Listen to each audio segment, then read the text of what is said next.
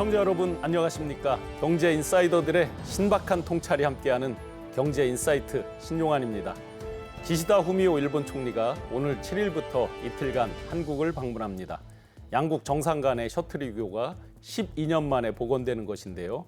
이번 기시다 총리의 방안으로 한일 외교의 새로운 해빙 분위기가 조성되고 양국 간 안보, 경제 협력에 있어서 속도를 낼 수 있기를 기대해 보겠습니다. 경제 인사이트 투데이 핫경제로 문을 열겠습니다. 첫 번째 소식입니다. 국제통화기금 IMF가 현지 시간 2일 경제전망 보고서에서 아시아 태평양 지역의 올해 GDP 성장률 전망치를 10월 추정치 4.3%에서 4.6%로 상향 조정했습니다. 중국과 인도가 세계 경제 성장의 절반을 차지할 것으로 예상했습니다. 반면 한국의 올해 성장률은 지난해 10월 대비 0.5%포인트 낮춘 1.5%로 하향 조정됐습니다. 다음 소식입니다. 미국 연방준비제도가 현지 시간 2일 이틀 일정으로 통화정책결정기구인 연방공개시장위원회 회의를 시작한 가운데 엘리자베스 워런 상원의원 등 미국 상하원 민주당 의원 10명이 연방준비제도의 금리 인상 중단을 호소했습니다. 연준의 금리 인상이 미 경제에 심각한 충격을 주고 있고 이로 인해서 서민들이 큰 고통을 받는다고 지적했습니다. 연준은 3일 FOMC를 마무리하면서 0.25%포인트 추가 금리 인상을 단행할 전망입니다. 다음 소식입니다. 올해 1월과 3월 전국 생애 첫 집을 마련한 매수자가 1분기 기준으로 역대 최소치를 기록한 것으로 나타났습니다. 법원 등기정보 광장 자료에 따르면 올해 1분기 생애 처음으로 집합 건물을 구매한 매수자는 총 68,105명으로 이는 법원 등기정보 광장이 관련 통계 작성을 시작한 2010년 이래 1분기 기준으로 가장 낮은 수치입니다. 고금리 상황, 집값 추가 하락 등에 대한 우려까지 더해지면서 실수요자들이 내 집 마련을 미루고 있는 것으로 풀이됩니다. 다음 소식입니다. 올해 1분기 판매된 글로벌 전기차 배터리 사용량에서 한국 3사의 시장 점유율이 작년 동기보다 소폭 하락한 것으로 나타났습니다. 에너지 전문 시장조사 업체 SM 리서치에 따르면 올해 1분기 세계 각국에 등록된 전기차 배터리 사용량은 133기가와트시로 작년 동기보다 38.6% 증가했습니다. 중국의 CATL이 시장 점유율 35%로 1위를 지켰고 LG 에너지 솔루션은 전년 대비 37.5%를 성장하면서 3위를, SKO는 5.1% 성장했고 삼성 SDI는 52.9% 성장률과 함께 나란히 5위, 6위를 기록했습니다. 이로써 국내 3사의 점유율은 26%에서 24.7%로 1.3%포인트 하락했습니다. 지금까지 투데이 핫경제였습니다. 경제 인사이트, 지금부터 본격적인 오늘의 이슈를 살펴보도록 하겠습니다. 오늘의 이슈, 어떤 내용인지 먼저 화면으로 함께 만나보겠습니다.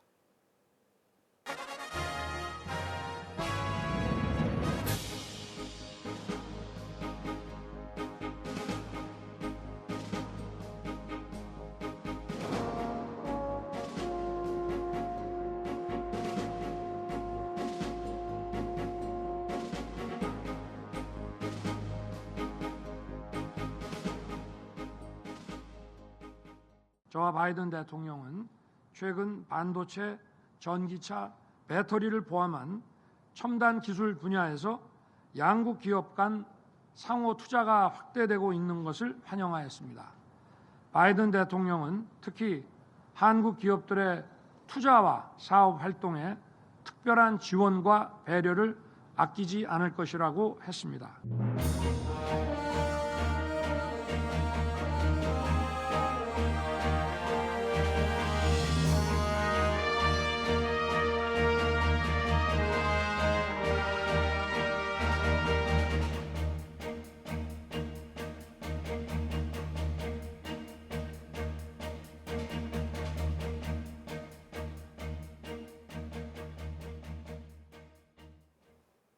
오늘 함께 해주실 전문가 두 분을 소개해드리겠습니다. 인하제 국제통사학과 정인교 교수님, 서강대 경제학부 허준영 교수님 함께하셨습니다. 두 분 반갑습니다. 귀한 시간 감사드립니다. 네.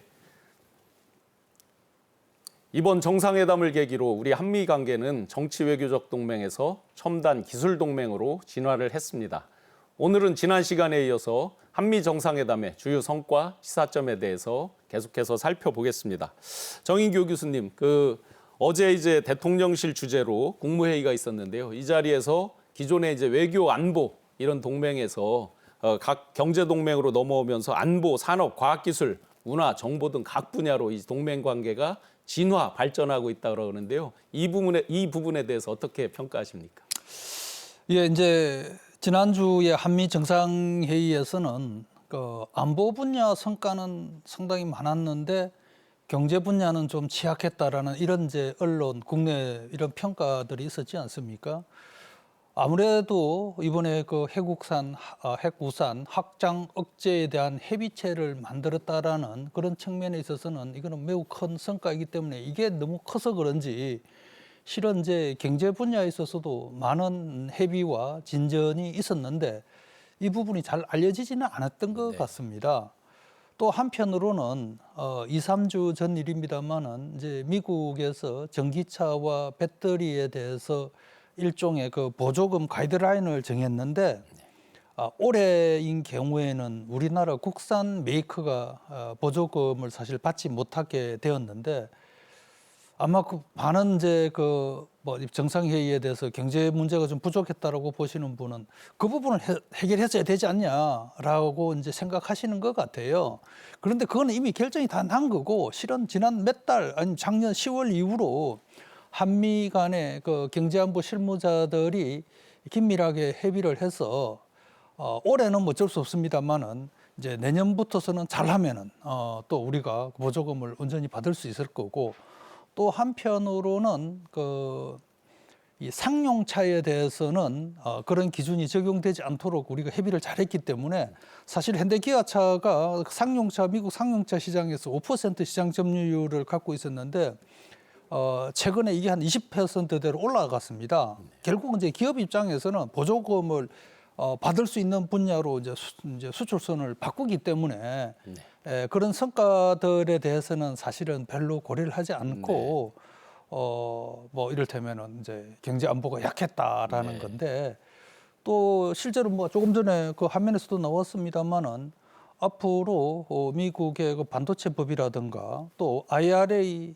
이행 과정에서 생길 수 있는 어떤 그런 불확실성에 대해서는 서로 협의를 해서 해결해 나가기로 합의도 했고 또 장관급 회의에서는 여러 가지 성과를 사실 거두었거든요. 이제 그런 측면에 있어서는 경제 효과도 상당히 클 걸로 기대가 되는데 이걸 이제 진짜 실익으로 실현을 시키기 위해서는 관계 부처나 우리 기업들의 노력이 필요하죠. 이제 그런 점에서 대통령께서 이제 순방 이후에 내각에게 이런 어떤 실익이 실제로 우리 기업들한테 또 우리 국민들이 체감할 수 있도록 잘 챙겨달라, 후속 조치를 해달라라고 이렇게 말씀하신 걸로 평가됩니다. 네, 기존의 이제 외교안보 동맹에서 산업, 과학기술 동맹까지로 이제 쭉 발전하는 과정에서 일부 미진한 부분도 있었지만 자동차, 상용차 이런 부분에서 큰 성과까지 있었는데 이런 것에 대한 이제 대외적인 어떤 홍보나 알려진 것들은 다소 이제 저평가되어 있는 측면도 있다. 큰 성과가 있다라는 부분을 말씀 주셨습니다. 허 교수님 어떻습니까? 저는 이제 조금 더 역사적인 관점에서 보면요. 한 2008년 금융위기 때부터 사실은 이제 약간 세계화, 그 전에 한 20년, 30년간의 세계화의 추세가 조금 뒤집힌 것 같습니다. 그 이후로는 전 세계에서 이제 무역도 점점 이제 비중이 줄어들고 이렇게 약간 탈세계화의 흐름을 보인다고 저희 보통 생각을 하는데요.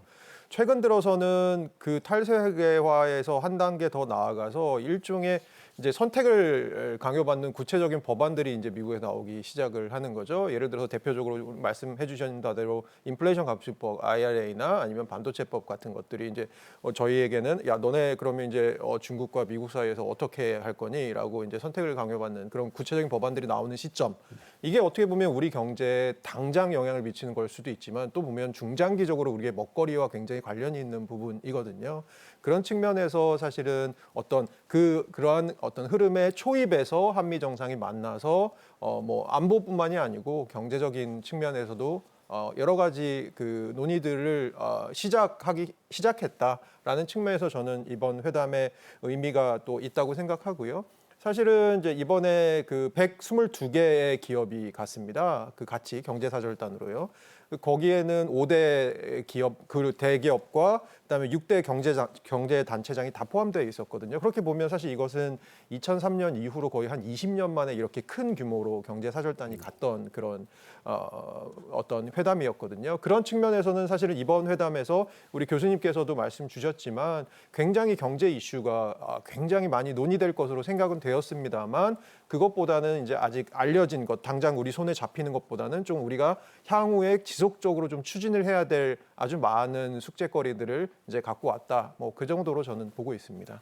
네, 대규모 이제 경제 사절단이 함께하면서 미래 먹거리, 어떤 미래 방향으로의 교두부를 마련하셨다. 라는 의미를 부여해 주셨습니다. 이번 대통령실에서 방미 외교의 최고 성과로 뽑은 게 이제 해구산, 그 워싱턴 선언을 꼽고 있는데요. 여기서 이제 확장 억제 이론, 이른바 해구산에 대한 것들이 이제 집중적으로 조명이 됐습니다. 워싱턴 선언, 이런 부분이 우리 경제 안보에 미치는 영향, 이런 부분이 어떨지 한번 정인 교수님 말씀 부탁드리겠습니다. 예, 우리가 이제 그 경제 성장이나 또 일자리 창출을 위해서 외국인 투자를 우리가 많이 이제 유치를 하려고 노력을 하지 않습니까? 그런데 이제 외국인 투자자들한테 한국에 투자하는데 애로가 뭐냐라고 물었을 때 물론 뭐 규제라든가 이런 것도 얘기를 하지만은 한반도의 어떤 이런 불안정성에 대해서 특히 북한의 도발 가능성 이걸 상당히 우려를 하고 있거든요.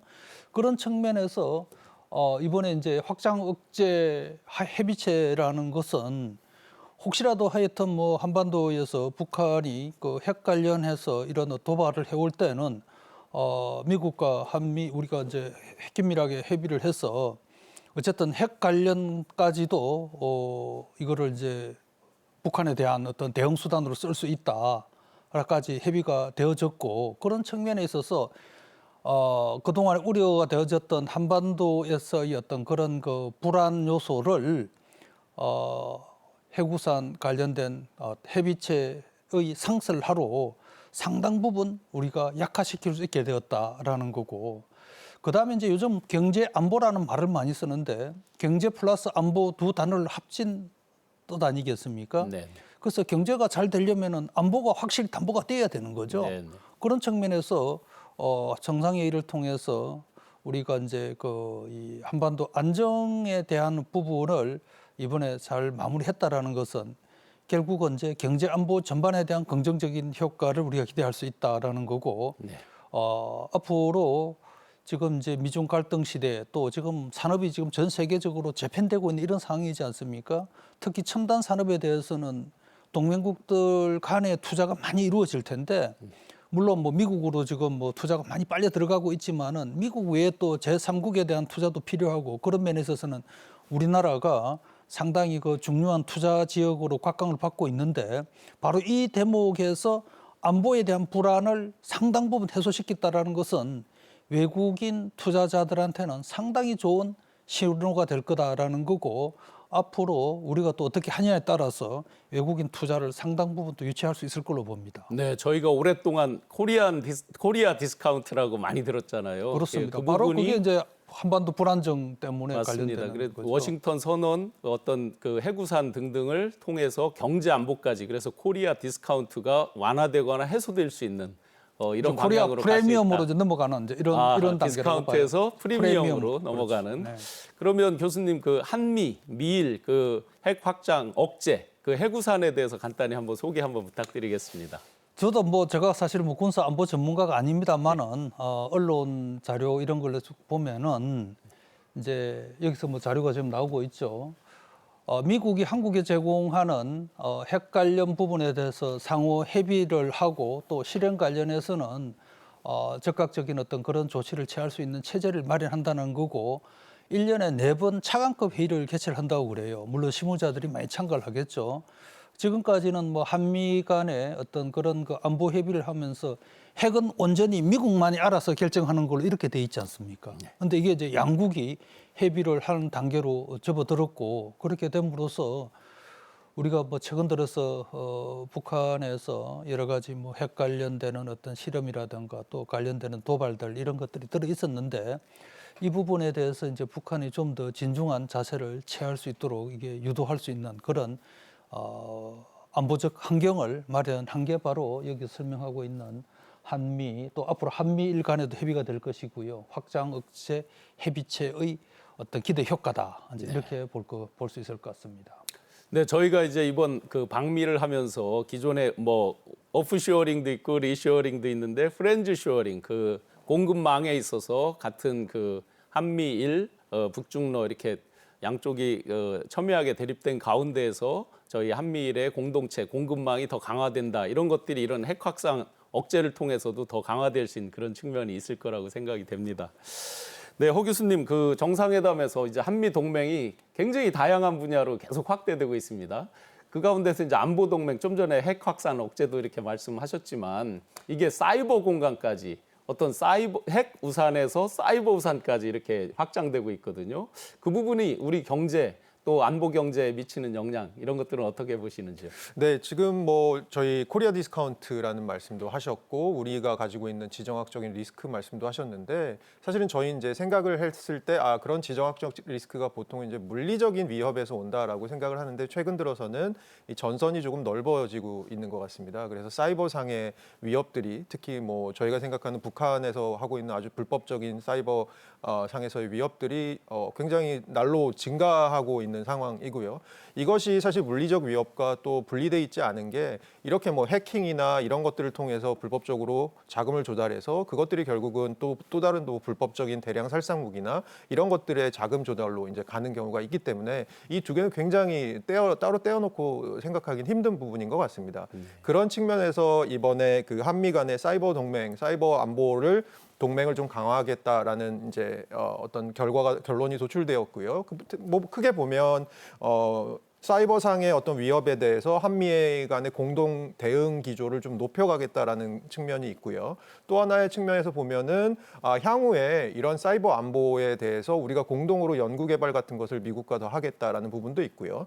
그 다음에 사이버 안보와 관련된 인적 교류를 강화하겠다 이런 부분도 있습니다. 그래서 사실은 이런 것들이 우리나라 경제에 미칠 영향을 생각해 보면 사실 저희 관련 기업이 굉장히 많습니다. 그리고 올해 뭐 주식 시장을 이제 보시는 분들은 아시겠지만 방산 기업들이 우리나라 방산 기업들이 최근에 K방산 이래 갖고 굉장히 그 주식 시장에서도 선전을 하고 있었고 수출 쪽에서도 굉장히 선전을 하고 있었던 부분이 있었거든요. 그래서 이런 관련된 기업들의 미국 진출의 교두보를 확보했다는 측면이 있는 것 같고요. 그리고 이런 뭐 한 가지만 더 말씀을 드리면 이런 사이버 안보 관련된 것은 사실 작년에 2022년 정상회담 때도 얘기가 나왔었습니다. 그때는 다소 이제 북한의 어떤 잠재적인 사이버 공격 위협이라는 좀 추상적인 표현을 썼었는데요.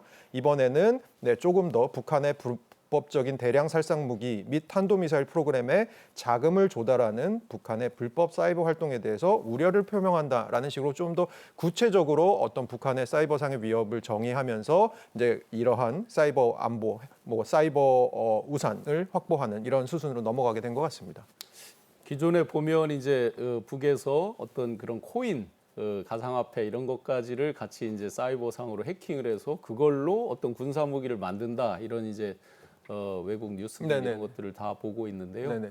그만큼 이제 저희가 뒤집어서 사이버 안보 아까 이제 K 방산을 말씀하셨는데 사이버 K 방산까지 나와야 될 것 같습니다. 네, 어떻습니까? 네, 사실은 저희가 우리나라 같은 경우는 굉장히 또 독특하고 어떤 면에서 굉장히 조금 훌륭한 부분 중에 하나가 인터넷.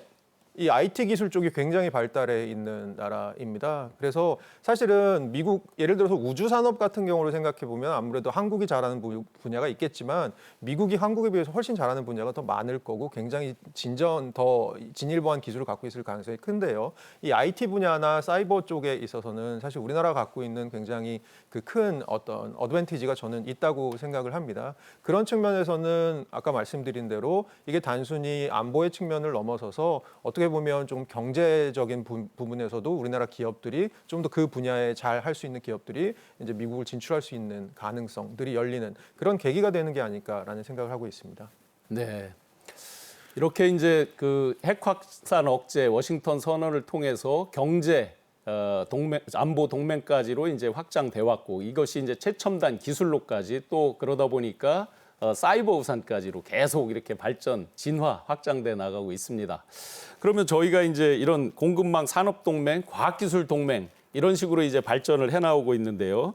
한미 과학기술동맹이 반도체 배터리를 중심으로 그동안 많이 논의가 됐었는데 이제는 AI라든지 양자과학이라든지 최첨단 수소에너지라든지 이런 최첨단 기술로 계속해서 발전을 해나가고 있습니다. 이런 과학기술동맹이 앞으로 우리 대한민국 경제에 미치는 영향 그리고 우리가 유리한 방향으로 가기 위해서는 어떤 것들을 저희가 준비를 해나가야 되는지 정인교 교수님 말씀 부탁드립니다.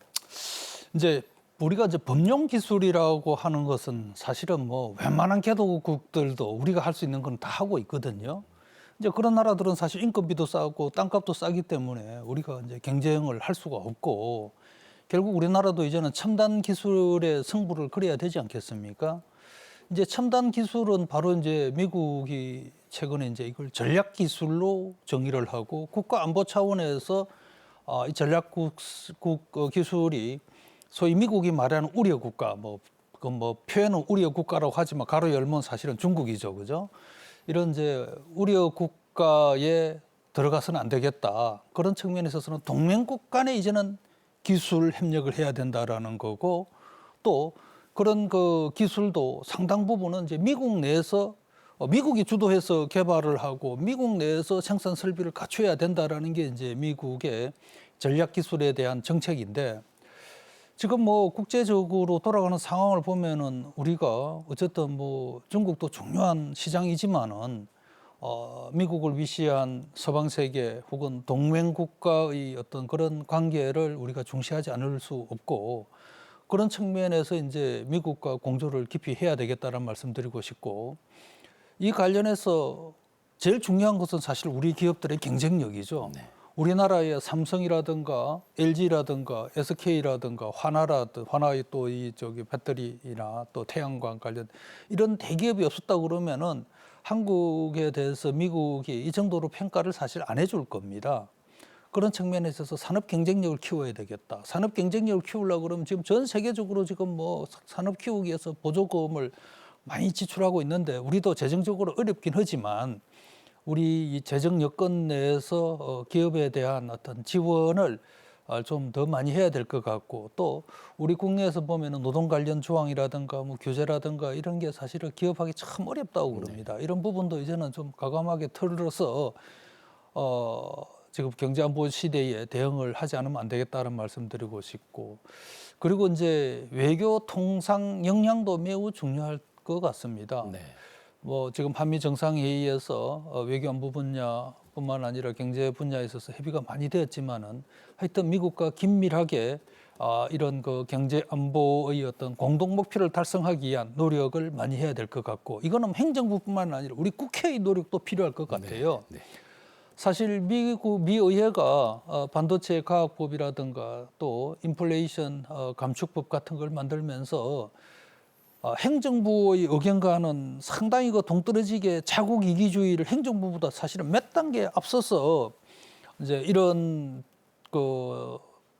지극히 미국 위주의 법들을 만들어내고 있는데 우리 국회도 미국 국회와 긴밀하게 협력을 해서 동맹국에 대한 좀 배려를 좀 하면서 법을 만들도록 하기 위해서는 우리 국회의 노력도 한미 의원 이런 여러 연맹이라든가 이런 많은 기구들이 있는데 여기에서 우리 국회의원님들의 역할이 좀 더 필요하지 않냐라는 생각이 듭니다. 맨날 다 상황 터지고 나면은 사절단 보내고 이럴 게 아니라 평소에 양국 의회 간에 어떤 그런 긴밀한 공조 체제가 좀 있어야 되겠다라는 거를 우리 정치권에도 꼭 말씀드리고 싶네요. 네, AI라든지 양자 그리고 SMR 같은 최첨단 이제 에너지 관련된 이런 협력에 있어서 우리나라 노동계의 어떤 역할, 노동계에서의 인식의 전환이라든지 외교안보 분야의 인식의 변화 그리고 국회도 적극적으로 어떤 경제 안보, 경제 발전을 위해서 같이 노력해야 된다라는 우리 숙제를 말씀해 주셨습니다.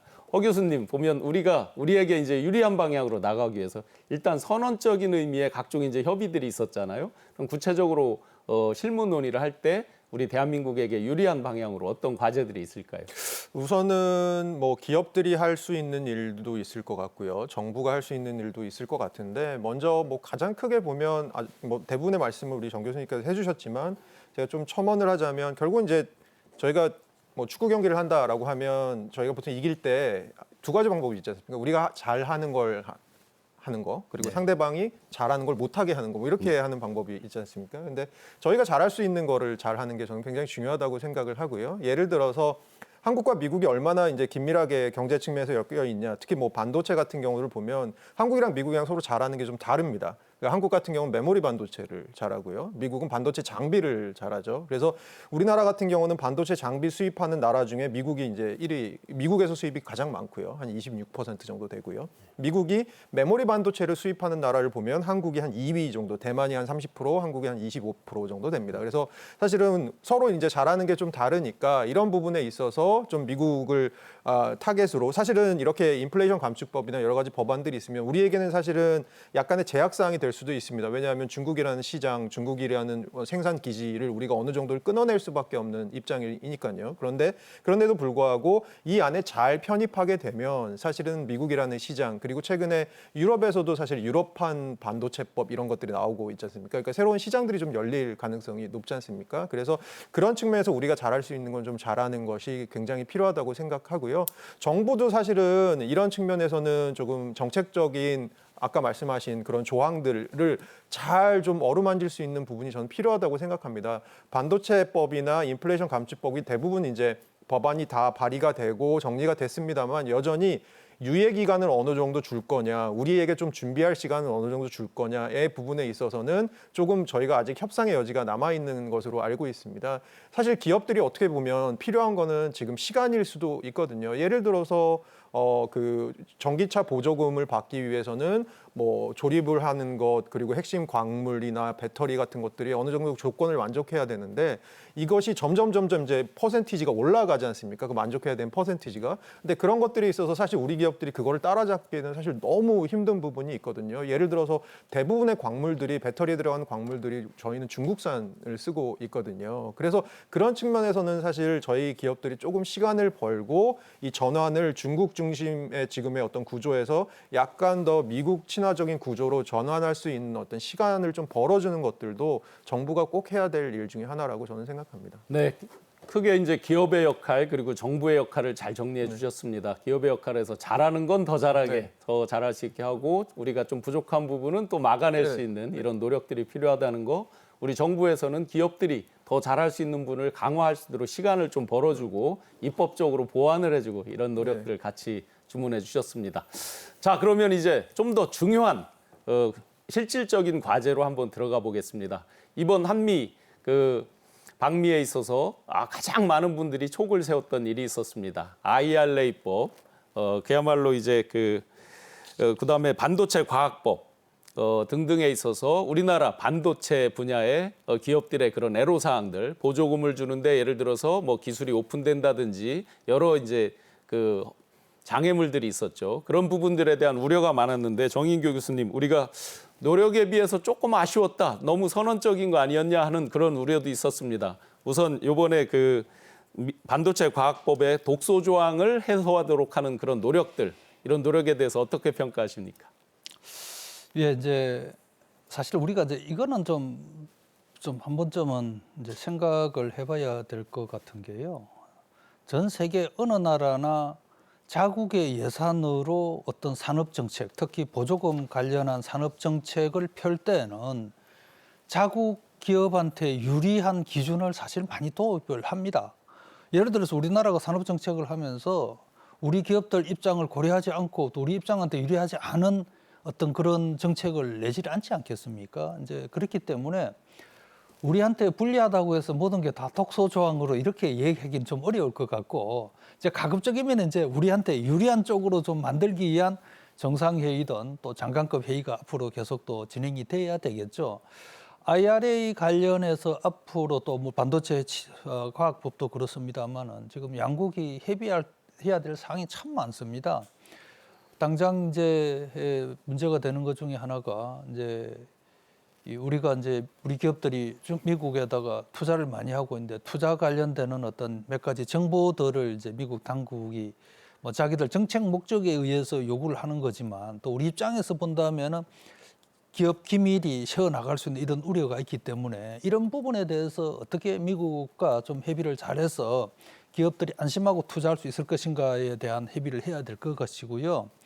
그 다음에 이제 당장 내년부터 이제 문제가 되는 게 이제 우려 국가가 어디가 될 거냐. 물론 이제 중국은 뭐 이미 뭐 다 그 리스트에 분명히 들어가 있는 건 확실하고 그거 외에도 이제 우리 허 교수님 말씀하셨습니다만은 핵심 강물을 중국에서만 우리가 또 수입하는 게 아니고 또 다른 여러 아프리카 국가에서 또 뭐 들어올 수도 앞으로 있을 것이고 왜냐하면 호주나 일본 같은 나라가 사실 그 지역에서 요즘은 이제 규모는 많지는 않습니다만은 정제 시설을 이제 또 만들 수도 있고 이러기 때문에 그래서 이제 이런 그 우려 국가의 리스트나 그 내용이 어떻게 될 것인가 이런 부분도 우리가 사전적으로 좀 협의를 해서 가급적이면은 그런 국가가 작아지도록 이렇게 이제 노력을 해야 될 것이고요.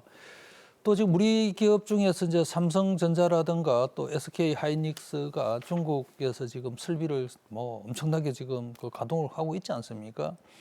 이 공장을 유지하려고 그러면 계속 기계나 장비가 들어가줘야 돼요.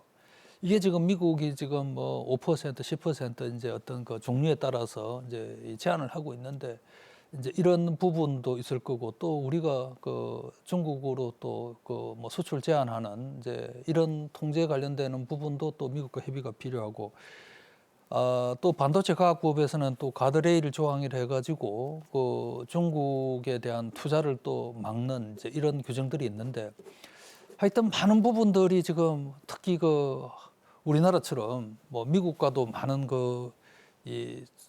경제 교류를 하고 있습니다만은 현 시점에서 보면은 미국보다는 중국과의 거래가 더 많은 상황이고 또 우리 경제에 미치는 영향도 큰데 이런 중국과의 거래에 있어서 영향을 줄 수 있는 이런 것들이 많이들 있기 때문에 앞으로 이런 부분에 대해서 이제 논의를 해야 되는데 정상회의에서는 하여튼 이런 부분에 대해서 불확실성을 줄여나가고 공급망 관련된 애로를 최소화시키는데 서로 노력하자라고 이런 합의가 있었고 이제 이거를 우리가 이제 뭐 대통령께서 어제 그 내각에 지시한 것도 실은 이런 내용들이 양국 간에 잘 그 반영이 되어져서 우리 기업들의 애로를 최소화시키라는 거 아니겠습니까?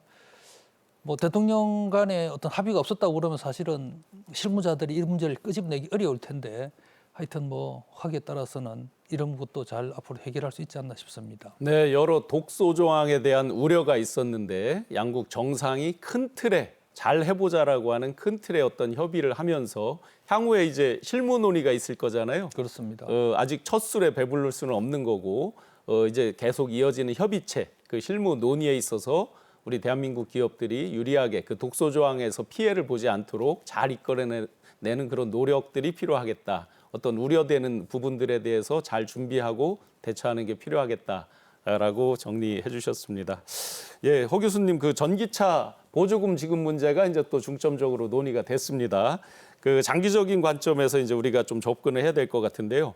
국산 전기차 차별 문제 이런 것들에 대한 대책이나 반도체 대중 수출 문제 이런 것들이 이제 장기적으로 우리가 어떤 벽에 막힐 때 문제점 이런 문제점이나 그에 대한 방안을 좀 한번 제시 부탁드리겠습니다. 네, 그 지금 미국 정부에서 2032년까지, 그러니까 지금으로부터 한 10년 후죠. 새로 발매되는 신차 중에 한 67%를 전기차로 그렇게 계획을 잡고 있습니다. 그러니까 전기차의 시장 비중은 앞으로 굉장하게 늘어날 거고요. 지금 현재 상황을 보면 기아랑 현대차가 미국 전기차 시장에서 차지하는 그 비중이 한 9% 정도 됩니다. 그 다음에 테슬라가 한 65% 정도로 이제 다수고요. 이렇게 봤을 때는 사실은 이쪽의 시장이 앞으로 엄청나게 커지고 사실 경쟁은 엄청나게 격화될 것 같은데 가장 최근에 저희가 조금 우려를 했던 게 어쨌든 간에 이번에 저희 보조금 지급 대상에서 물론 한국뿐만이 아니고 일본 기업, 독일 기업 다 지금 보조금 지급 대상에서 제외는 됐습니다. 그래서 꼭 우리가 불리한 상황이다라고 얘기는 할 수는 없습니다만 어쨌든 간에 지금 이렇게 미국이 전기차 중심으로 시장을 재편하고 있는데 그런데 이것을 미국 기업들에게 우선 굉장한 우선권을 주는 것처럼 이제 정책이 흘러가고 있으니까요. 지금 당장으로 보면 사실 저희 기업들이 준비해야 될 게 굉장히 많아지는 거죠. 기업 측면에서는 지금 전기차 이번에 그 인플레이션 갑축법 예외 조항으로 들어간 거는 이제 리스 차량에 대해서는 이제 보조금 이쪽이 그 괜찮다라고 하니까 이쪽으로 지금 뭐 현대차에서는 또 대응을 한다라고 하지만 그것도 어느 정도 한계는 있을 것 같습니다. 그런 측면에서 제가 아까 말씀드린 대로 이 규제 흐름 자체는 바꿀 수 없을 것 같습니다. 그러면 결국은 우리 기업들에게 좀 시간을 벌어주는 정책, 유예 조항들을 조금 시간의 유예를 받을 수 있도록 이 정책이 저는 굉장히 중요하다고 생각하고요. 반도체법 관련해서는 결국 이제 반도체법 보조금 신청 요건을 보면 결국 뭐 이런 것들이 있습니다. 뭐 초과 이익을 공유해야 되고 한 75%까지도 공유해야 되고 그다음에 회계 자료를 제출해야지 이걸 할 수 있고 또 중국에 앞으로 증설을 하는 걸 제한해야 되고 결정적으로 사실은 반도체 하시는 분 중에 요거 걱정하시는 분들이 굉장히 많으시더라고요. 반도체 시설 저희가 팹이라고 부르죠. 공장을 자유롭게 이 사람들이 미국의 어떤 관계자들이 드나들 수 있게 해야지만 저희가 반도체법에 어떤 보조금 신청을 할 수 있는 이런 문제가 있다고 하는 조항들이 있습니다. 이게 아까 말씀하신 독소 조항, 가드레일 조항 이런 것들인데요. 보면 이 마지막 제가 말씀드린 이 부분은 어떤 분은 그런 비유를 하시더라고요. 마치 맛집의 비법 소스를 공개해야 되는 노포의 비법 소스를 공개해야 되는 것 같은 그런 역할을 할 수밖에 없다라고 해서 이 부분을 제일 걱정하시는 분들이 계시더라고요.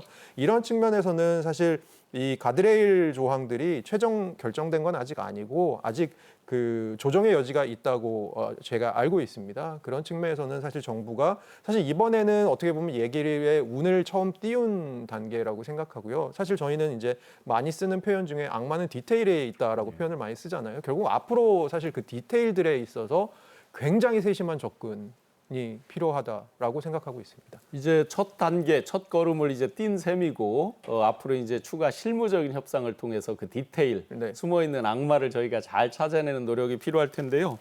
그 보조금을 확대한다든지 또는 그런 논의도 있었고 그다음에 현지 예를 들어 기업들과 합작 기업을 만들면서 저희가 약간 뭐 피해 간다든지 또는 피해를 완화한다든지 이런 노력도 있을 것 같은데 그런 부분은 어떨까요? 그 예를 들어서 최근에 제가 조사를 해보니까 LG화학 같은 데서 이게 그 어떻게 보면 그 중국산 저희가 그 소재를 갖다가 쓸 수가 없으니까 우리나라 영토 내에다 중국하고 합작 기업을 만들고 뭐 이런 식으로 조금 우회를 하는 방법을 뭐 선택하기도 하고 한다고 하는데요. 이 부분에 있어서 사실은 미국이 향후에 또 어떤 메저를 갖다 댈지 모릅니다. 아, 이런 것도 안 돼. 너네 그런 것도 하지 마. 이럴 수도 사실 있는 거거든요. 사실 그런 부분에서 저희가 이제 일종의 우회하는 방식이 안전하지 않을 수도 있다는 생각이 듭니다. 사실 이거는 이제 정부 대 정부, 통상 관계자 대 통상 관계자의 어떻게 보면 큰 틀의 합의 사항들이 필요한 부분인 것 같아요. 그러니까 기업들만이 할 수 있는 문제는 아닌 것 같고 제가 보기엔 정부 차원에서의 협의들이 굉장히 중요한 부분인 것 같습니다. 네, 미국 정부가 이제 국가 반도체 과학기술센터 NSTC라는 것을 설립하면서 이제 한국 기업들의 참여까지를 같이 문을 열었습니다. 물론 한국 반도체 협회에서도 미국 상무부에 한국 기업도 참여해달라라고 이렇게 요청을 하기도 했었습니다. 그러면서 이제 우리 한국 국내 기업인 삼성전자, SK 하이닉스 등이 참여하는데 NSTC 합류가 과연 우리 기업들에게 어떤 득을 줄지 또 어떤 부분을 조심해야 될지 정인규 교수님 말씀 부탁드리겠습니다. 예, 이제 미국은 반도체 이꼴 국가 안보다라는 이런 이제 그 인식을 뭐 미 정부는 말할 것도 없고 미 의회에서도 인식을 공유를 하고 있고 반도체에 관한 하는 중국의 특히 이제 첨단 반도체에 관한 하는 중국의 어떤 공급망 참여를 배제시키는 이제 이런 정책으로 가고 있습니다. 그리고 최근에 이제 미국이 이제 수출 통제법을 강화시키고 하면서 소위 이제 그 우려 국가와 거래하는 국가에 대해서도 수출 통제법을 통해서 미국의 그 반도체 관련된 첨단 기술이나 또 특허 이런 거를 제공하지 않을 수 있다라는 거를 그동안 여러 차례 보여오고 실제로 또 부분적으로 시행을 하고 있거든요. 그런 측면에서 이제 미국은 반도체에 관한하는 미국 정책을 따라오는 나라와 그렇지 못한 나라로 분명히 나눌 거라는 거고 또 한편으로는 작년 10월 달에 공개가 된 8월이군요. 8월 달에 이제 대통령이 바이든 대통령이 서명을 했죠. 거기 이제 반도체 과학법에서 보면 NSTC를 이제 만드는 건데 110조 원을 지원을 해서 양자 퀀텀 반도체와 같은 차세대 반도체 개발을 거기서 주도를 하도록 하겠다. 이 반도체라는 것은 물론 생산은 글로벌 스플라이 체인에 의해서 지금 현재 뭐 이게 만들어지고 있지만은 개발 단계에 있어서는 사실은 미국의 어떤 주도적인 역할이 매우 크고 미국의 기술 빠지면은 새로운 반도체를 개발하는 것은 거의 불가능하다 해도 과언이 아니거든요. 그런 면에서는 우리 국내 반도체 업계가 앞으로도 글로벌 리더십이나 또 일정 부분 역할을 해나가기 위해서는 미국과의 협의가 불가피하고 특히 그 새로이 만들어지는 그런 반도체 연구소에서 그야말로 뭐 110조 원 같으면은 110억 달러 같으면은 우리 돈으로 몇 조 원인지 모르겠습니다. 계산이 갑자기 안 되네요. 하여튼 엄청난 금액을 집어넣어서 이런 하는 데에 같이 공조하게 된 것은 앞으로 우리 어떤 그 첨단 산업 발전에 있어서 매우 중요한 계기가 될 거다라는 거 볼 수 있는 것이고 결국 이런 방식이 이제 미국으로서는 자기들이 생각하는 우려 국가와의 어떤 그런 그 이 연구 개발 협력도 이제 하지 않도록 하는 이제 이런 거를 사실 의무화하는 그런 단계로 가고 있는 거거든요. 뭐 그런 면에서 어차피 뭐 우리는 지금 뭐 한미 동맹으로 확실하게 이제는 정부가 입장을 정했고 경제 안보도 같이 갈 수밖에 없기 때문에 이번 계기로 해서 우리나라 산업 발전에 상당히 도움이 되겠다라고 생각을 합니다. 네, 미국이 주도하는 그 NSTC 이 센터 그리고 협의체에 한국 기업들이 잘 열심히 참여해서 실질적인 이익을 취하고 피해를 손해를 보지 않도록 앞으로 이제 계속 노력하는 그 부분이 중요하겠네요. 네, 그런가 하면 이번에 이제 보스턴에 방문해서 반도체 바이오 헬스 클러스터, 보스턴 클러스터에 대해서 아주 심도 있는 여러 가지 논의들이 있었습니다. 지난 2월 달에 이미 이제 대통령께서 기업과 청년들이 바이오 헬스 시장에서 주도적인 역할을 해달라라고 하면서 이제 한국판 보스턴 클러스터를 언급을 하신 적이 있는데요. 국내 바이오 헬스케어 이런 업계에서 한국판 보스턴 클러스터 이런 것들이 구축이 되면 과연 경제적 효과가 어느 정도 될까? 또 어느 방향으로 미래가 개척될까? 이런 것들이 많이 궁금합니다. 과연 한국판 보스턴 클러스터가 생길 수 있을까요, 교수님? 바이오는 역시 미국이 생각하는 전략 기술이고요. 앞으로 그 미국이 바이오 분야에 대해서도 수출 통제를 발동할 어떤 그런 가능성을 제가 뭐 작년 한 10월 말부터 금년 초까지 3번에 걸쳐서 워싱턴 DC에서 열리는 이런 그 전략 컨퍼런스에 다녀왔었는데 거기에서 그 미국 당국자들이 공공연히 얘기를 하더라고요. 바이오까지도 가능하다라는 얘기를 했었고 그러면서 이제 바이오도 우리가 국가 안보적 차원에서 봐야 된다라고 이제 말씀드릴 수 있을 것 같고 지금 이제 바이오 관련해서는 지난번에 우리가 이제 뭐 현재도 지금 문제가 되고 있습니다만은 코로나19 팬데믹 극복의 1등 공신이 소위 그 mRNA라는 이 차세대 면역 제제, 치료제 뭐 관련된 이런 거 아니겠습니까? 그 이후로 이제 관심이 훨씬 높아졌고 우리 국내에서는 오송이라든가 충북 지역을 중심으로 해서 지금 바이오 단지가 상당히 지금 활성화되고 있는데 여기서 이제 모자라는 게 우리가 그 바이오도 역시 그 비즈니스나 마케팅, 투자 뭐 또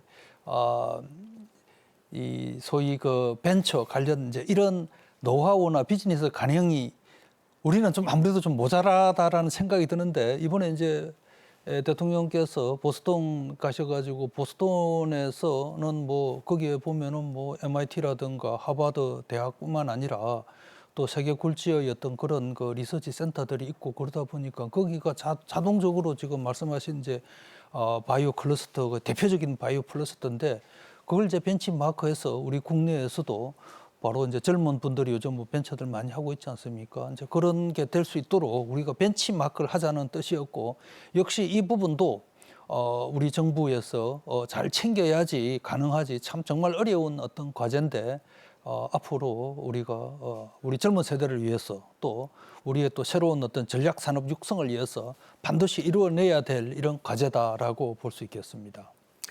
네, 대한민국의 오송이라든지 대구의 첨단의료 복합단지 그리고 바이오 쪽에 수출이 많은 인천 송도라든지 이런 곳들이 그 보스턴 클러스터를 잘 벤치마킹해서 한국판 보스턴 클러스터로 미국이 매사추세츠의 기적을 일으켰듯이 대한민국의 미래, 일거리, 일자리, 먹거리에 대한 기적을 이루기를 한번 소망해 봅니다.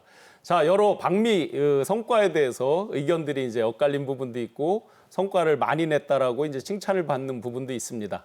다소 아쉬운 부분도 분명히 있고요. 잘된 점은 더 잘 되도록 저희가 독려를 하고 아쉬운 부분은 후속 조치, 실무 협상 등을 할 때 잘 손해를 보지 않고 피해를 보지 않게 더 노력하는 것들이 필요할 것 같습니다. 두 분께서 이제 오늘 방미 성과에 대해서 말씀 주셨는데 오늘 방미 성과 총평을 한번 부탁드리겠습니다. 네, 제가 아까 잠깐 말씀드렸지만 사실은 가야 할 길이 지금 온 길보다 훨씬 멀다고 생각합니다. 그러니까 이번 방미의 성과가 사실은 아직 100% 결정된 것이 아니라고 저는 보는 편이거든요. 그래서 사실은 앞으로 우리가 해야 될 일이 더 많다. 특히 아까 제가 잠깐 말씀드렸지만 어쨌든 간에 반도체법이나 인플레이션 감축법에 관련된 우리에게 굉장히 불리할 수 있는 조항들에 대해서 조금이라도 우리가 치고 들어갈 여지가 있다면 그 부분들을 어떻게 우리가 잘 협상을 이끌어내는지 사실 지금까지 저희가 정상회담이라는 어떤 상징적인 한 번의 이벤트를 한 것뿐만이 아니고 사실 앞으로 그렇게 가야 될 디테일한 부분들이 더 중요하지 않나라고 보고 있습니다. 네. 정 교수님, 오늘 여러 이제 성과와 비판 또 아쉬운 점 등등에 대한 말씀이 있으셨는데요. 총평 한번 부탁드리겠습니다. 이제 일반적으로 보면은 정상회의는 원칙에 대한 합의를 하는 게 되지 않겠습니까? 아주 세부적인 사항은 또 실무 작업이나 또 그 위에 뭐 장관급에서 협의를 해서 이끌어 나가는 게 맞는 것이고요.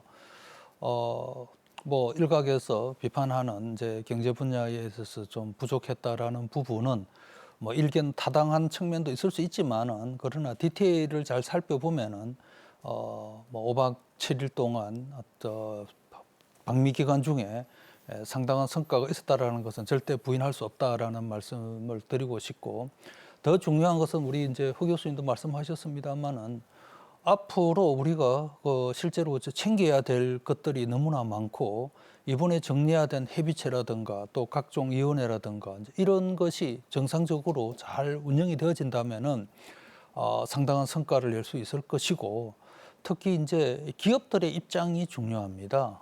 정부 당국자들은 하여튼 국내에서의 이런 논의들을 정말로 기업들과 긴밀하게 해서 우리가 미국한테 요구할 거를 정확한 걸 요구를 해야 돼요. 그냥 뭐 일반적인 거 손해 없이 뭐 없도록 해달라, 뭐 차별 시정해달라 이런 일반적인 얘기를 할 것이 아니라 구체적인 사안을 이제 들고 가야 되기 때문에 그런 것은 이제 우리 정부 당국에게 우리 기업들이 정말 데이터와 더불어서 어떤 논거를 제공을 해줘야지 공무원들이 정확하게 그런 입장들을 미국 측에 전달할 수 있는 거거든요.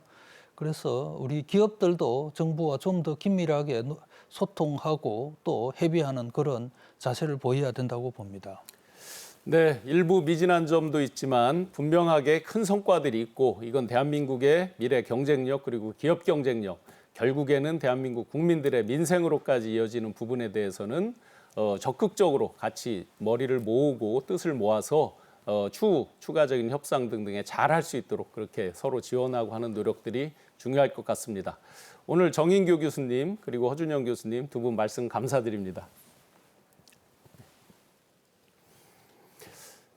경제인사이트 다음 주 월요일 이 시간에는 일본 기시다 총리의 방안과 한일 경제협력 전망에 대해서 전반적으로 자세하게 이야기 나눠보겠습니다.